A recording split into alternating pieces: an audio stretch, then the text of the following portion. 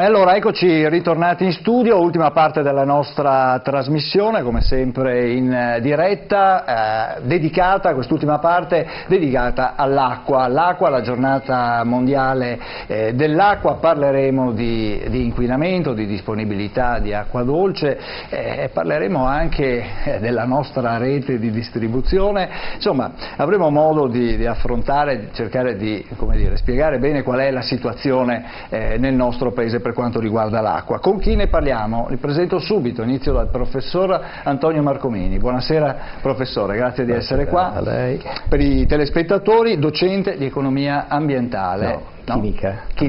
Chiedo scusa. Economia chimica all'Università di Ca' Foscari, grazie allora della sua presenza. Buonasera a Luigi Lazzaro, buonasera Presidente di Legambiente Veneto, è corretto? Sì. È corretto. Buonasera Lazzaro. Buonasera a Roberto Betto, buonasera Presidente della Confederazione Italiana Agricoltori di Padova. Buonasera Betto. Allora, io lo dicevo prima, questa giornata mondiale dell'acqua che arriva in un momento veramente difficile, possiamo dire una lunghissima siccità. Il settore agricolo è quello forse più preoccupato di tutti, Betto. Sicuramente sì. Ricordiamo che dopo l'evento di Vaia, fine di ottobre, l'acqua in realtà ne abbiamo vista veramente poca e oggi il problema sta persistendo e le previsioni non la danno buona. C'è la necessità, la primavera gli agricoltori iniziano a coltivare e quindi l'acqua è indispensabile per la vita. Pensiamo che l'acqua è un bene comune, è un bene indispensabile e quindi anche noi del mondo agricolo stiamo soffrendo questa problematica, anche perché l'annata ha comportato poche nevicate in montagna, quindi gli invasi di montagna sono scarsi dal punto di vista quantitativo. Adesso c'è il problema dell'irrigazione? Già adesso che iniziamo a fare le semine sulle culture estensive, ma non solo, anche per frutteti e quant'altro, adesso le falde si stanno abbassando, quindi il problema inizia proprio a preoccupare. Certo. Luigi Lazzaro, l'ANBI ha detto che c'è ancora un mese di autonomia, è così? Se lo dice l'ANBI, insomma, ci preoccupiamo sicuramente di più. Adesso l'autonomia è anche basata sui consumi idrici. La speranza è che ci sia intanto ovviamente al più presto un cambiamento climatico che porti un po' di pioggia per dare un po' una mano, ma che ci sia anche una presa di coscienza che abbiamo alle porte cambiamenti climatici complessivi e quindi non quelli quotidiani, per cui bisogna che cominciamo ad adattare un po' di atteggiamenti, un po' di comportamenti, a ridurre i consumi idrici che sono abbastanza importanti ovviamente da parte di tutti i settori, lo sono anche da parte dell'agricoltura che però ne ha sicuramente estremamente bisogno per fornirci da mangiare, però bisogna mettersi nell'ordine di idee che è ora di cambiare un po' di modelli, ridurre i consumi, ottimizzare, andare sulla precisione, andare sulla distribuzione puntuale, questo vale per il cittadino e questo vale anche per l'agricoltura, per l'industria e per tutti quei settori che hanno grandi consumi idrici. Ecco, professor Marcomini, uno dei temi importanti per l'acqua è la tutela dell'acqua ed evitare quelli che sono inquinamenti, e qui in Veneto abbiamo un esempio che è preoccupante.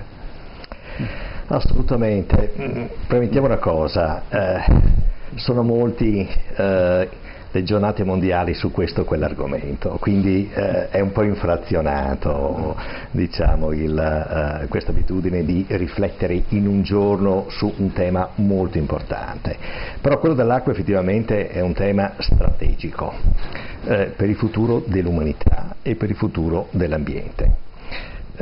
Lo è da sempre. Quello però che stiamo osservando in questi ultimi anni e che si accentuerà nel futuro vicino, quindi da qui a 1 o 2 decenni, è il cambiamento del regime di piovosità in conseguenza del cambiamento climatico. Quindi il cambiamento climatico sta già manifestando oggi delle conseguenze che stanno modificando il ciclo dell'acqua. Peraltro queste giornate sono anche importanti per,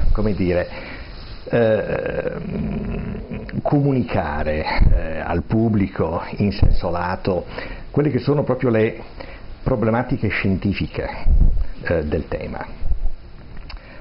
Quindi, ad esempio, anche con i miei studenti all'inizio dei corsi universitari, quindi tra l'altro studenti di scienze ambientali, chiedo: sapete cos'è il ciclo dell'acqua? Mi sapete descrivere il ciclo dell'acqua per capire se alle scuole superiori, alle scuole medie hanno familiarizzato, si hanno affrontato, diciamo, perché quello dell'educazione, quando parliamo di una risorsa strategica da un punto di vista ambientale, economico e quant'altro, entra in gioco l'educazione, entra in gioco la mentalità, entra in gioco la cultura.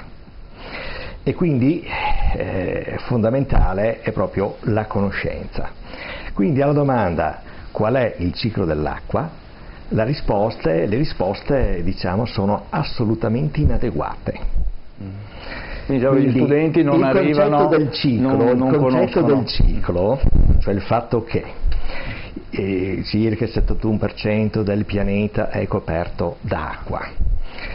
L'acqua piovana che noi vediamo, che in questi giorni invochiamo, deriva dall'evaporazione dell'acqua dei mari e degli oceani, che il 90% di quest'acqua ricade negli oceani, il 10% invece si muove e quindi ricade invece sulle terre emerse, che di questo 10% all'incirca il 50% penetra il suolo, quindi viene distribuito nel sottosuolo e quindi alimenta le falde acquifere, e quindi le falde quelle superficiali e poi quelle più profonde, che il 40% viene restituito all'aria e quindi all'atmosfera attraverso l'evapotraspirazione, e che il 10% residuo ritorna agli oceani. Quindi il fatto che l'acqua, diciamo, in particolare l'acqua piovana, inizia nei mari e negli oceani, finisce nei mari e negli oceani. Ecco, già questa cosina qui, torno a dire, è poco conosciuta.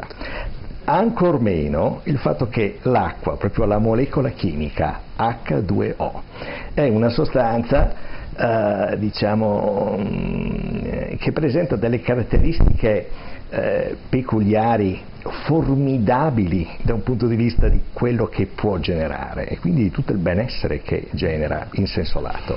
Anche questo deriva dal fatto che è un ottimo solvente, deriva dal fatto che ha delle caratteristiche chimico-fisiche, innanzitutto la densità massima 4 gradi centigradi, quindi l'acqua solida, il ghiaccio, galleggia sull'acqua, il che protegge ovviamente la vita dall'ambiente acquatico nei periodi in cui la superficie è ghiacciata, eccetera. L'insieme di queste conoscenze, il fatto che quindi anche l'acqua abbia dei calori, quindi capacità termica, calori latenti di evaporazione, condensazione, eccetera, molto elevati, che ne fanno quindi anche un astrotrasportatore di energia. Allora tutte queste cose che dovrebbero rappresentare l'ABC della conoscenza sull'acqua ancora latitano. Quindi io innanzitutto colgo questa occasione per dire, in una giornata come questa, invitiamo tutti a come dire, educare, istruire già dalle scuole medie, ancor più durante le superiori. I nostri ragazzi, i nostri studenti dovrebbero sapere in cosa consiste questa risorsa, quali trasformazioni subisce e quindi ovviamente il valore che è al tempo stesso un valore ambientale ma è anche un valore economico. Certo. Noi siamo vissuti fino ad oggi in un paese ricco d'acqua e purtroppo l'abbondanza forse ha portato le persone a non preoccuparsi, no? Cosa dice Lazzaro? Sì, c'è diciamo una disattenzione, diciamo, dovuta alla... C'è una scarsa attenzione rispetto al fatto che l'acqua potabile è una risorsa, l'acqua in generale, ma l'acqua potabile è una risorsa finita e quindi non possiamo rigenerarla per sempre se non riusciamo a garantire al ciclo dell'acqua anche la sua vitalità, e quindi stiamo in un certo qual senso con i cambiamenti climatici stanno cambiando delle cose, ma dall'altra parte stiamo coprendo il suolo e quindi togliendo la permeabilità e quindi vincolando le acque, le stiamo in qualche modo peggiorando la loro qualità chimico-fisica, perché le analisi ci raccontano chiaramente, insomma, che fa anche l'ultimo rapporto di ISPRA, ci racconta che le acque superficiali, i nostri corsi d'acqua sono al 43% non in buono stato, insomma, quindi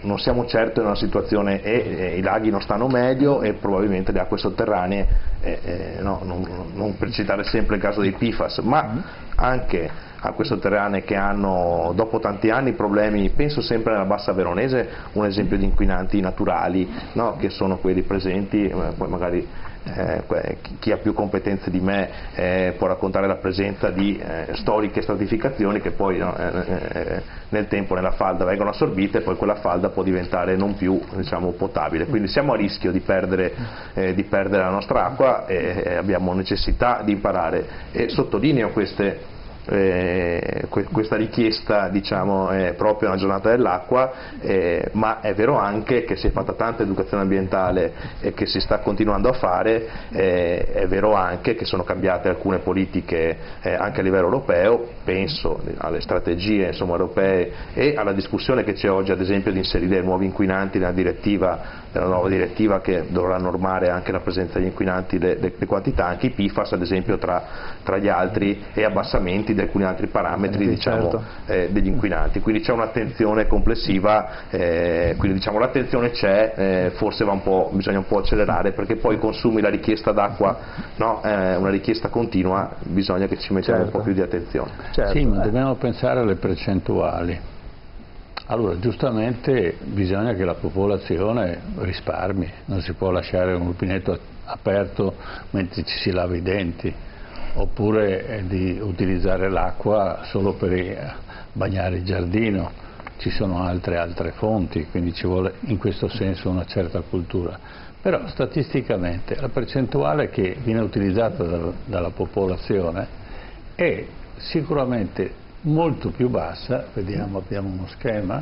Sì, abbiamo una grafica che ci racconta chi è che consuma. Sì, abbiamo una percentuale molto più bassa rispetto al 23-25% che usa l'industria e il 70% invece che usa l'agricoltura. Questo qui, eccolo qua, chi è che utilizza l'acqua? Allora, eccola qua, prelievo d'acqua dolce, 27 miliardi di metri cubi totali, chi li utilizza? Il 70% il settore agricolo per quanto riguarda l'irrigazione e l'allevamento, diciamo così, un 22% la produzione industriale e un 8% l'uso domestico. Allora, siamo al solito discorso, chi inquina che cosa? Vogliamo togliere un attimo lo schema? Eccolo qua. Allora, coinvolgiamo sempre la popolazione, però se il 70% lo usa l'agricoltura e l'agricoltura sappiamo che non risparmia l'acqua e sappiamo invece che inquina l'acqua, allora dobbiamo fermarci un attimo e dire come possiamo fare perché l'agricoltura eviti questa cosa che è fattibile. Se io uso i diserbanti e poi irroro il campo, il diserbante se ne va sotto e non è che sparisce, non lo vedo più, non lo sento più, però va in falda, e così vale per tutti i vari concimi chimici, gli anticrittogamici, che naturalmente, giustamente devono essere utilizzati, ma sono utilizzati con criterio giusto, oppure le multinazionali, perché non diamo la colpa ai contadini, non diamo la colpa agli agricoltori, non ne hanno la colpa, subiscono l'iniziativa delle multinazionali che sono esattamente come le multinazionali del farmaco e qua ne hanno bisogno di vendere. E di vendere quantità enormi, non gliene frega niente che si inquini. Allora forse questa ricorrenza, questa giornata dell'acqua, bisognerebbe fermarsi un attimo e vedere chi ha messo i PFAS sottoterra. È un'azienda qui, quantomeno nelle nostre vicinanze, è un'azienda veneta che ha distrutto praticamente la potabilità delle falde e in questo momento i cittadini devono dar conto, perché poi la regione o chi altro spenderà i soldi, ma sono i soldi nostri, non sono della regione. I cittadini devono mettere i soldi per poter bere l'acqua pulita. Allora non si può fare, visto che abbiamo 55.000 leggi, dicevamo prima, l'Inghilterra funziona pressappoco come noi con solo 3.000, la Francia con 5.500, noi 55.000 non riusciamo a regolamentare alcune cose ed è una cosa molto semplice. Quando io produco qualche cosa devo indicare qual è il livello di inquinamento e in quale maniera io riciclerò l'acqua che butto fuori. Io non posso buttarla sottoterra, la prendo, la purifico e la riuso di nuovo e non lo posso buttare in un canale. Io mi ricordo anni fa che c'erano i pesci qui lungo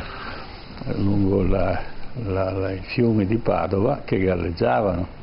C'era una ditta che si chiamava Pessi, che faceva anche gli inchiostri, che quando era il momento che non sapeva come liberarsi, era l'epoca, c'era poca attenzione, si buttava tutto in canale e per 3 giorni vedevi i pesci che galleggiavano. Allora, professore, com'è possibile uscire da questa, mettere i cittadini nelle condizioni di non inquinare?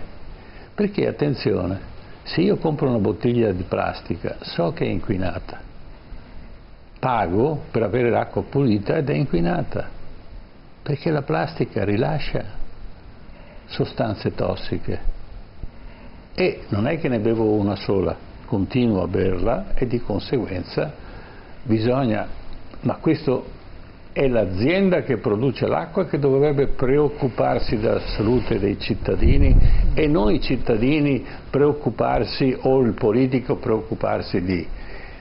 E allora se noi facessimo la pubblicità, quest'acqua è buona perché il contenitore è buono, quest'acqua è cattiva a parità di bontà della fonte, è cattiva perché il contenitore è cattivo, allora probabilmente qualcuno si metterebbe dritto, giusto?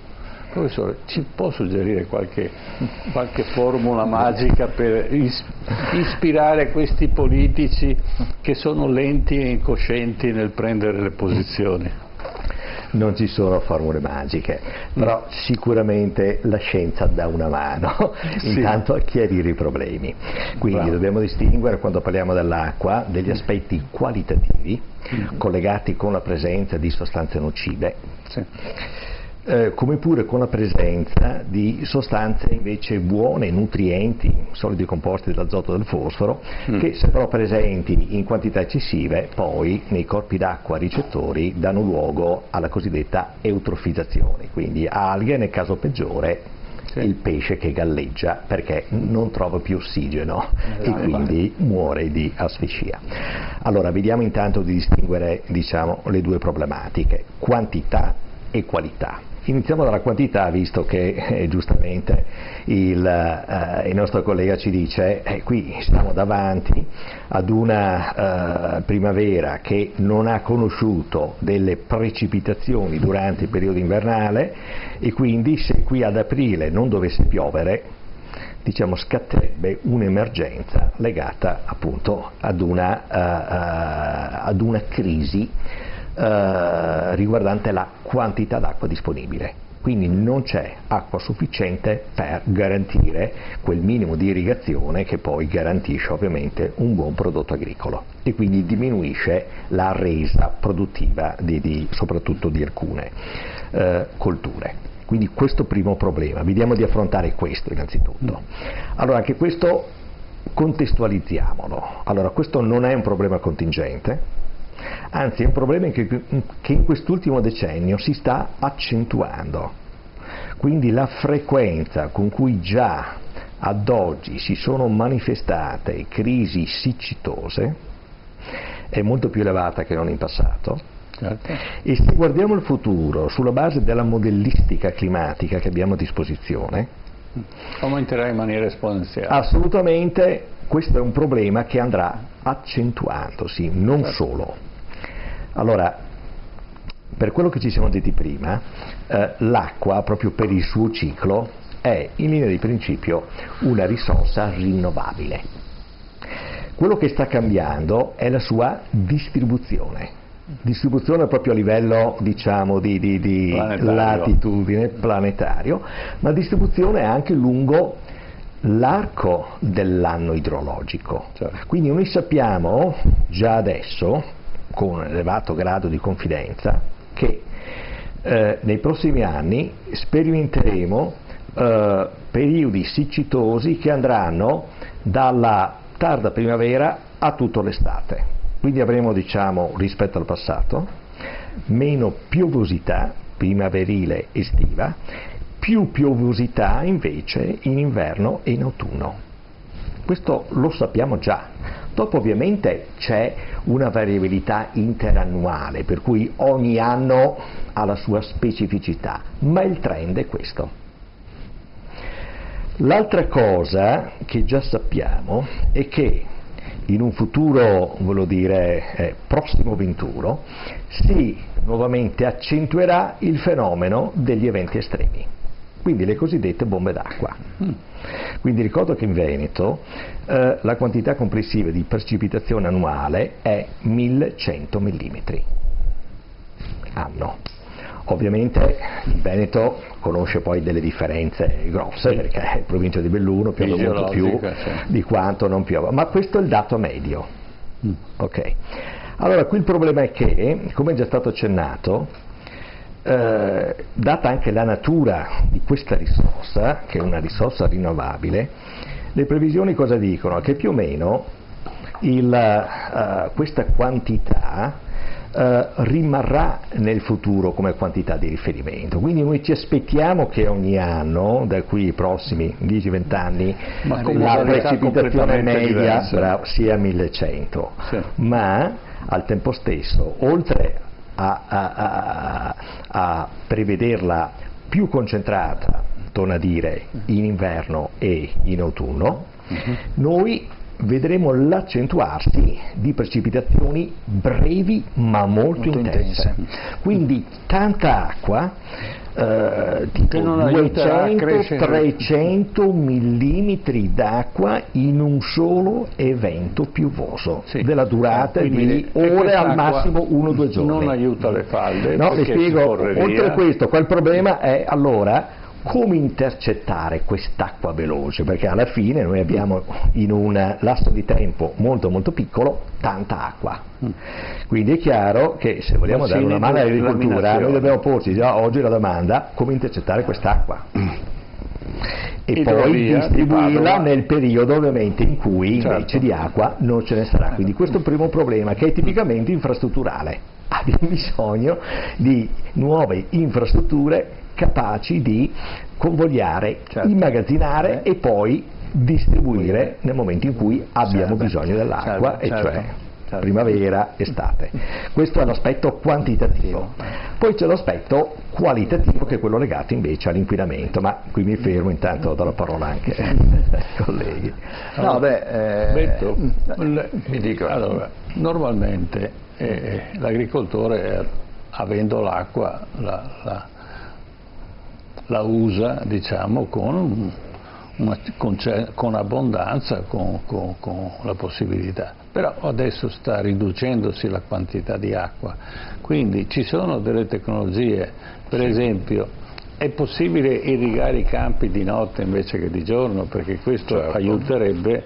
Ci spieghi un attimo quali sono i percorsi auspicabili da parte dell'agricoltura? Sicuramente sì. Negli ultimi anni Viste le previsioni come le descriveva il professore, già nell'ultimo quinquennio si sono fatti passi in avanti per quanto riguarda l'utilizzo consapevole dell'acqua, cioè cercando di avere meno sprechi possibili. Innanzitutto premetto che io vengo da una zona di Surgive, perché sono dell'Alta Padovana, in cui l'acqua non è mai stato un problema, però negli ultimi anni anche per noi abbiamo cercato di razionalizzarla in maniera sostenibile. Sostenibile perché? Con i piani di sviluppo rurale, con le misure 4.1 sono stati fatti grandissimi investimenti. Oggi l'irrigazione per chi ha frutteti, vigneti e quant'altro magari è un'irrigazione a goccia in cui non c'è spreco e l'utilizzo è quello indispensabile per far crescere le piante. Noi quando pensiamo di agricoltura tutti abbiamo l'immagine di questi gettoni che sparano a 100-120 metri con uno spreco difficilmente anche calcolabile dal punto di vista della quantità, perché metri il tempo, lo spazio e il tempo dell'utilizzo, quindi portava degli sprechi. Addirittura pensiamo che alcuni decenni fa nell'area del Cittadellese l'irrigazione, per dire, delle culture de commodity, penso al mais, alla soia e quant'altro, veniva per aspersione, addirittura si facevano dei canali in cui però era una zona in cui l'acqua non mancava ed era in abbondanza. Pensiamo al fiume Brenta, che è sempre stato ai tempi dei Romani, ci ha insegnato che l'acqua buona veniva utilizzata con criterio e probabilmente ancora oggi avremo da imparare dai Romani nell'utilizzo dell'acqua.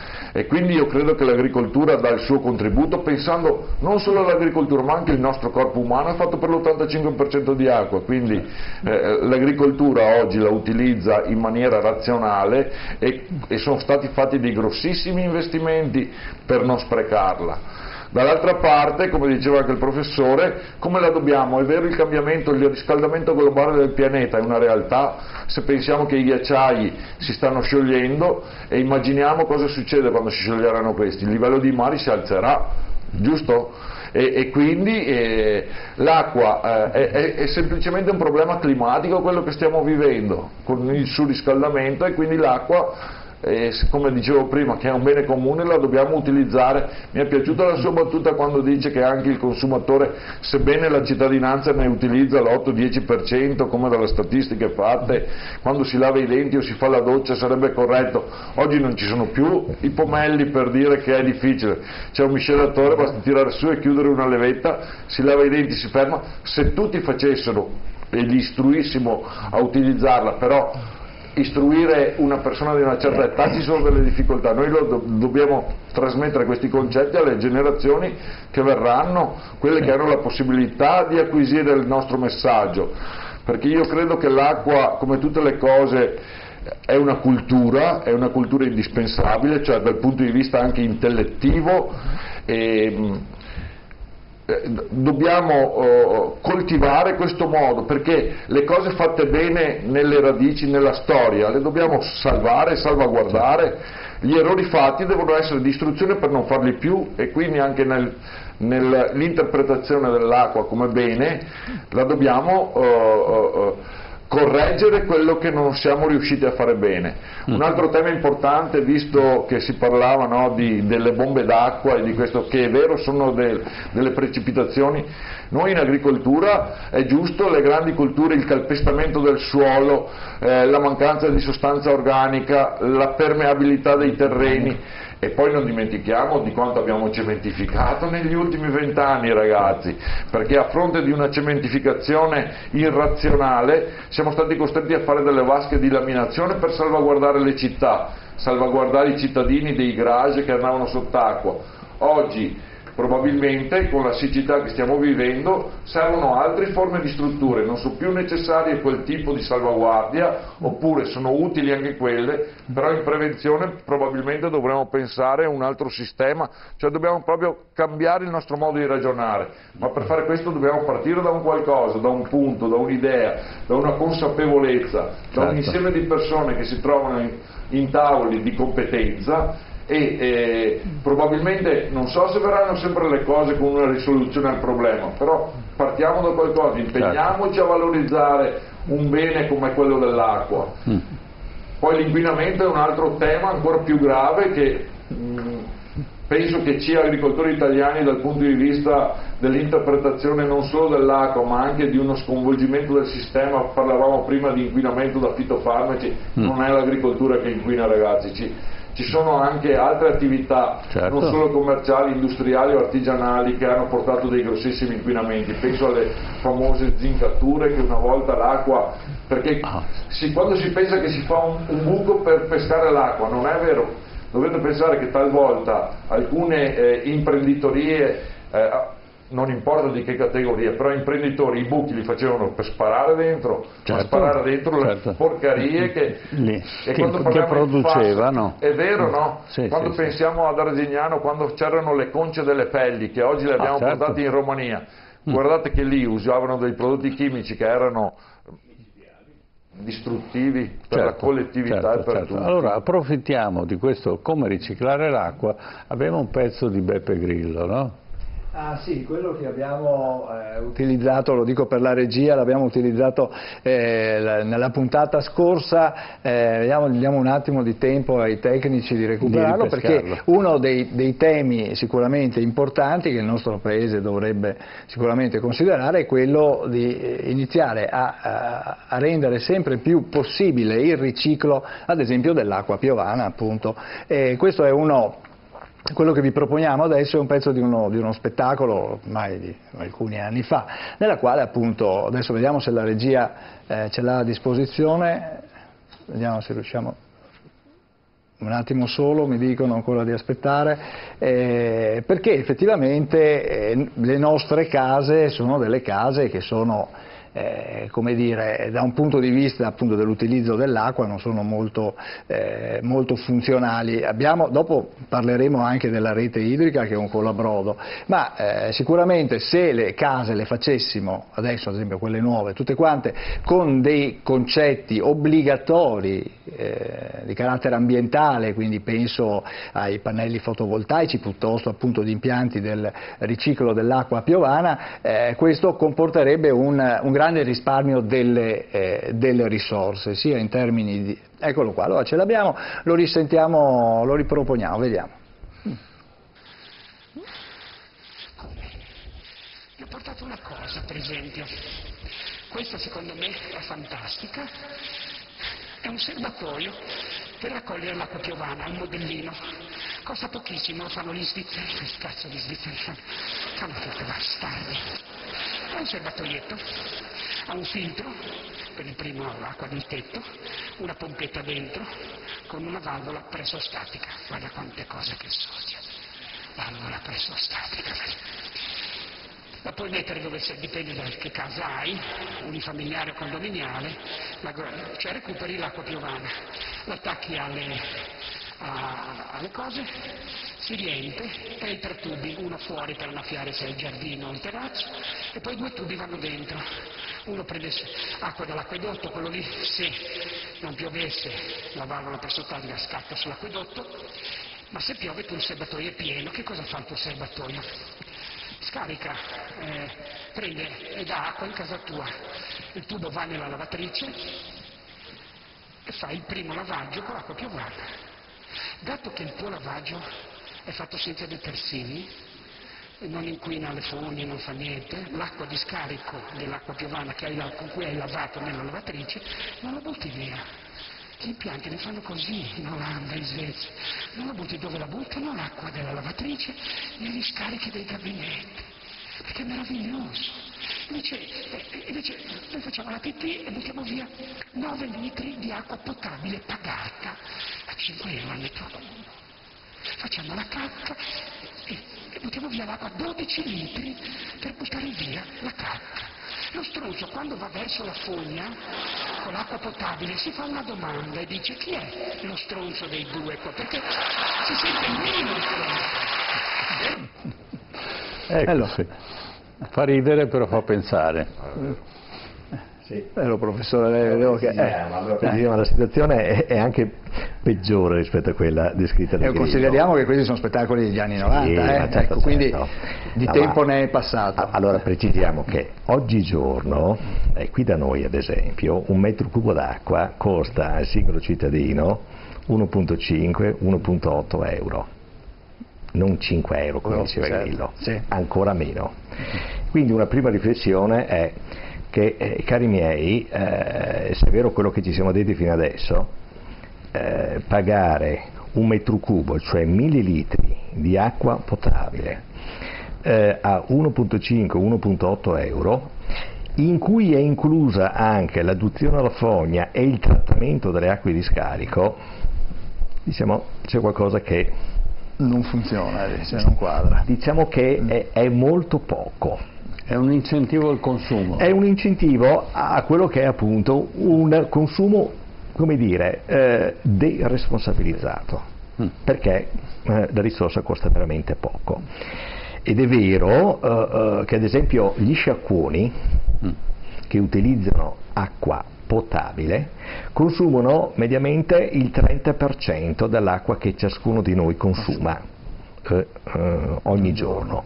Quindi pensare che gli sciacquoni debbano utilizzare quest'acqua pulita, trattata eccetera e non ad esempio direttamente l'acqua piovana, sì, anche molto più semplicemente, voglio dire, senza bisogno di farla certo, passare attraverso la lavatrice, che insomma voglio dire, questa è una cosa ovvia, dovrebbe essere ovvia, e quindi per tutte le nuove costruzioni diciamo rendere ovvia, previamente obbligatoria questa cosa, perché allora uno intercetta, risparmia eccetera. Come pure si diceva, sempre a livello di consumo individuale, responsabilizzare da un punto di vista di educazione, cioè lavarsi i denti lasciando il rubinetto aperto vuol dire consumare per ogni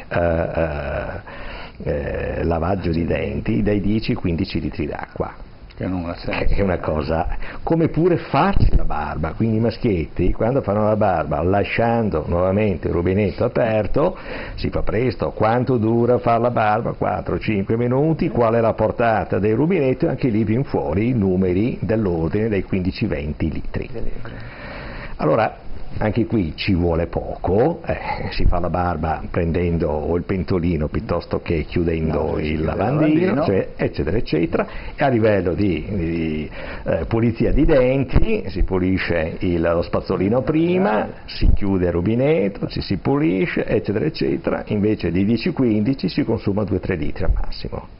Quindi queste sono le piccole cose che tuttavia per essere intraprese hanno bisogno di quella consapevolezza di cui prima si diceva. Certo. E forse anche di un costo maggiore di quest'acqua, nell'acqua, che d'altra parte però questo costo maggiore dovrebbe essere reinvestito, attenzione, per salvaguardare la risorsa, certo, non dire reinvestito per altre finalità, perché altrimenti ho reinvestito nella rete idrica. Noi sì, la rete idrica intesa dal punto di vista infrastrutturale, perché voglio dire, sappiamo tutti che qui in Italia il 47-48%. Eccolo qua, sì, abbiamo fatto un servizio in proposito proprio per, come dire, far capire qual è la situazione della rete idrica. Sentiamo. In Italia la rete di distribuzione idrica è un vero colabrodo. Di tutta l'acqua potabile immessa nei 500.000 km di tubature, più del 41% viene perso e non arriva ai rubinetti di casa. Tubature vecchie, giunture lasche, perdite occulte, a questi poi si aggiungono un 3% di consumi abusivi e poi errori di misurazione. La nota positiva è che sappiamo dove sono gli sprechi. Una mappa sul portale dell'acqua del governo ci dice che le perdite superano il 60% in Sicilia, Sardegna, Basilicata, Campania, Lazio, Abruzzo, Molise, Puglia, Friuli e Umbria. Fra le città a Firenze le perdite sono del 47%, a Trieste del 46%, a Roma del 44% e a Perugia del 41%. A Frosinone si raggiunge il 75%. Alla fine di un anno 3,45 miliardi di metri cubi d'acqua si perdono, un quantitativo che soddisferebbe le necessità di 40 milioni di cittadini per un controvalore di 4 miliardi di euro, quando per rifare l'intera rete ne basterebbero 3. Ma cosa stiamo facendo per risolvere il problema? Al momento si stanno sostituendo 3,8 km di tubature e questo vuol dire che, se il ritmo non cambia, ci vorranno oltre 2 secoli per finire. Il problema è che non si investe in manutenzione e basterebbe che le ATO, ambito territoriale ottimale, investissero un 5% del proprio bilancio, però non lo si fa perché alla fine lo spreco lo pagano i cittadini in bolletta e lo pagano comunque poco. poco. Malgrado gli aumenti degli ultimi anni, un metro cubo d'acqua a Roma costa circa 1,10 euro contro i 4,90 di Berlino, i 4,13 di Oslo, a Londra e Parigi poco più di 3 euro. Ma gli strumenti per uscire da questa situazione ci sono innanzitutto con gli investimenti nella manutenzione e poi con le tecnologie. Strumenti come i geofoni, le termocamere video, gli endoscopi e i robot, una volta immessi nella rete, sono in grado di vedere la perdita, valutarla e chiuderla. Ora che l'acqua inizia a scarseggiare è bene cominciare a muoversi.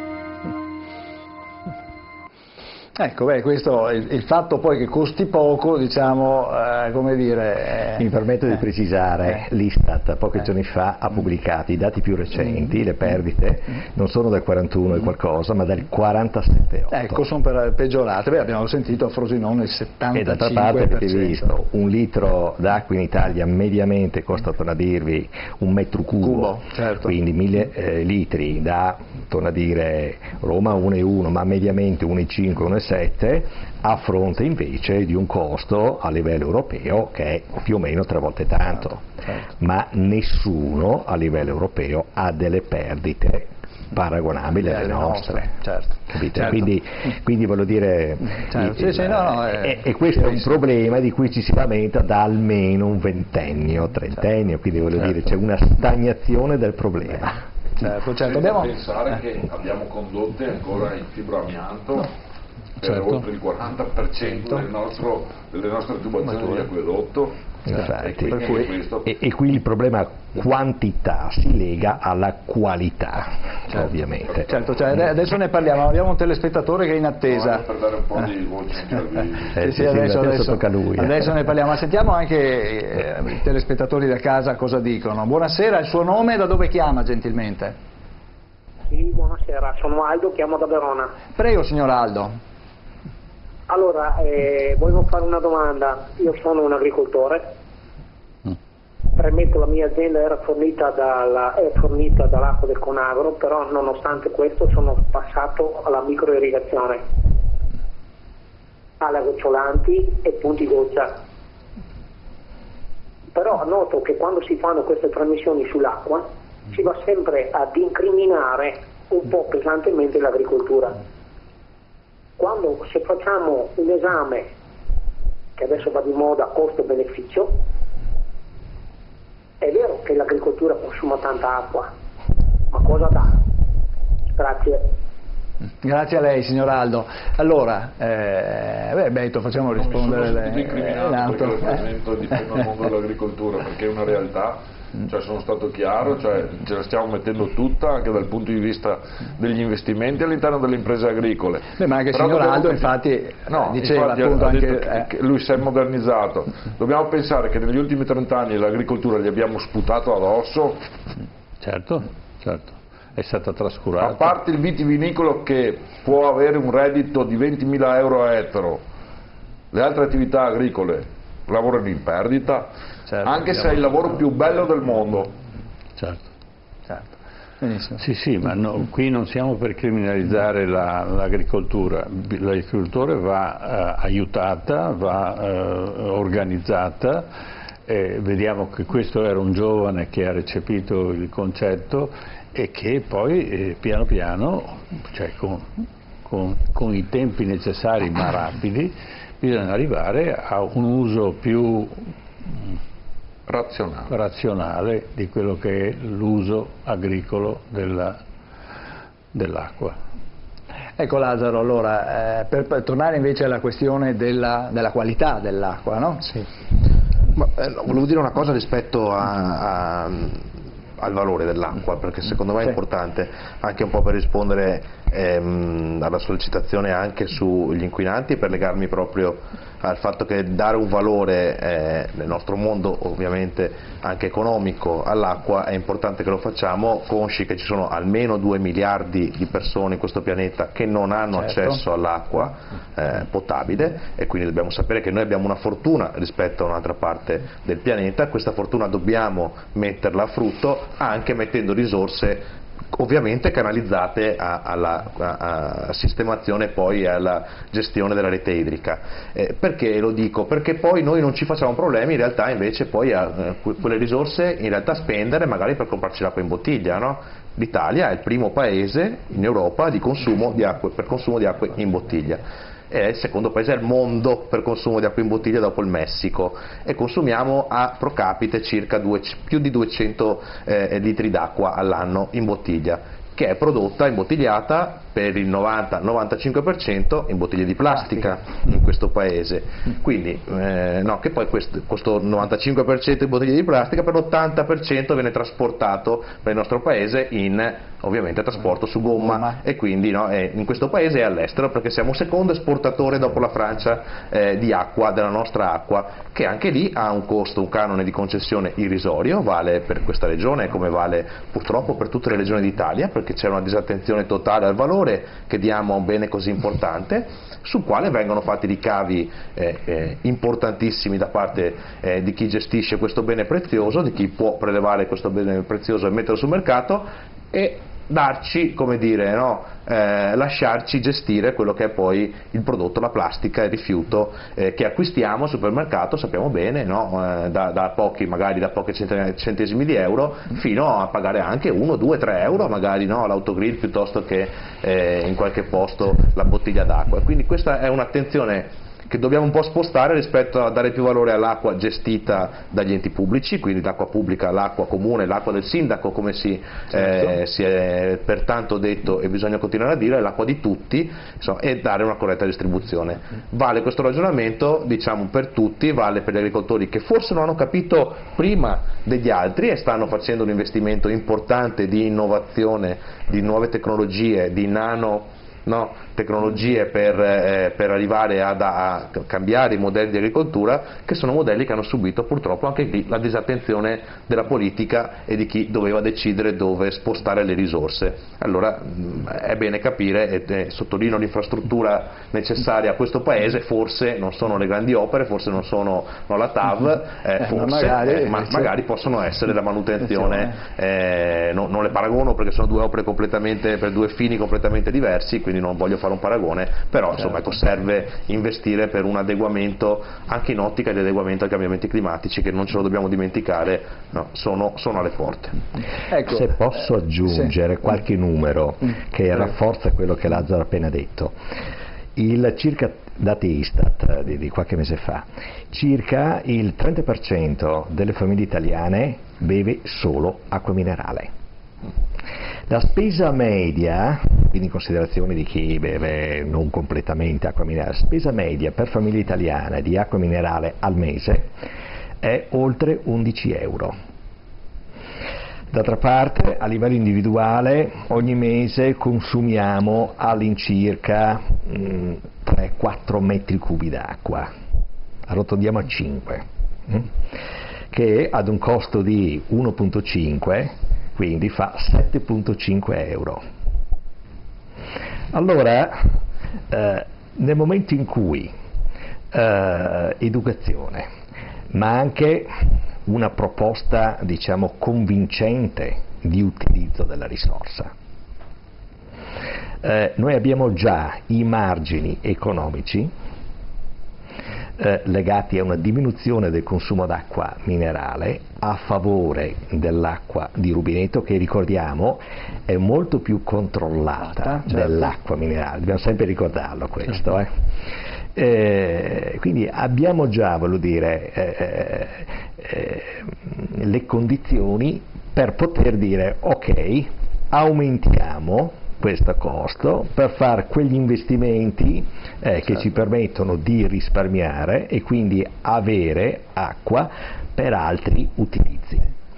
Quindi bisogna assolutamente, nella gestione della risorsa acqua, come pure nella gestione di altre risorse ambientali fondamentali per il benessere delle nostre società, fare più leva su quelli che sono appunto gli strumenti economici, incentivi, disincentivi, tariffe e quant'altro, aggiornati rispetto al valore della risorsa e aggiornati rispetto alla gestione della risorsa. Certo, forse cambierebbero anche i consumi individuali. Vediamo, abbiamo preparato una grafica che ci racconta un po' quanta acqua consumiamo singolarmente. Gli Stati Uniti 450 litri al giorno a persona, l'Italia 245, in Madagascar ne consumano 10 al giorno. Ecco, mentre proprio le Nazioni Unite hanno stabilito una quantità minima necessaria al giorno a persona in 40 litri. Ecco, giusto per ricordare ai telespettatori, un bagno, quindi mettersi nella vasca da bagno con magari la schiuma o quant'altro, si consumano 150 litri d'acqua, la doccia invece 50, e questi diciamo è una precisazione, un'aggiunta a quello che diceva lei prima, professor Marcomini, su quello che la quantità, 245 litri d'acqua al giorno sono un'enormità. All'interno ci sarà sicuramente anche l'utilizzo dello sciacquone, quello che faceva vedere prima Beppe Grillo, piuttosto appunto che il rubinetto aperto per lavarsi. Ma non solo, ma anche l'irrigazione del giardino con l'acqua potabile è una follia, insomma, cioè non ha nessun senso. Comunque quel numero, ribadisco, si riferisce al consumo. Tuttavia in considerazione della perdita noi siamo a 500, cioè superiamo gli Stati Uniti. Sì, certo, ha perfettamente ragione nel sottolineare questa cosa qua. Allora, adesso noi andiamo un attimo in pubblicità, però appena rientriamo, visto che Lazzaro prima parlava di bottiglie di plastica, vedremo un'opera d'arte che è stata realizzata in questi giorni proprio per una manifestazione legata alla festa, alla giornata mondiale dell'acqua, realizzata dallo scultore Elio Armano, che abbiamo incontrato, e lo vedremo dopo la pubblicità.